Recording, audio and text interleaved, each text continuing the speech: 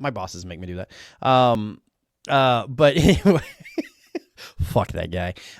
So anyway, I'm my own boss. Anyway, so I'm really the problem. But emotional intelligence. Say that again. I'm sorry. I said I know that you're the problem, and you know that you're the problem. So at least we're starting Yeah. from a better place, Michael Scott. Are emotional intelligence and self awareness two different things? Self-awareness is a subset of emotional intelligence, right? Okay. It's the half of it's the half which is about you, but the other half is, are you aware of others, right? And I got I often get people.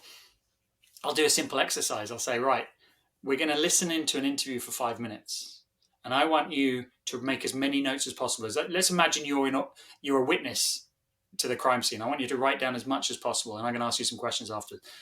And the first thing we do is, what facts did you hear? Tell me all the things you heard in 5 minutes. And do you know what? People aren't that great at that. They'll remember maybe a third of the facts, maybe a half, even if they're writing down and paying the most attention. And then I'll say, okay, now talk me through what emotions you saw in that 5 minutes. Blank piece of paper. Like, what are you talking about? Mm-hmm. Emotions. Was the person happy, sad when he was telling you about his holiday? Which points? How did you know? And they look at me like, oh, you wanted me to make notes about that? I'm like, yeah, that's what emotional intelligence is, right? And are you even aware that you should be thinking about those things instead of just focusing on the words? Because that's far more important, right? Body language is 70% of conversation. So the last thing you should listen to is the words.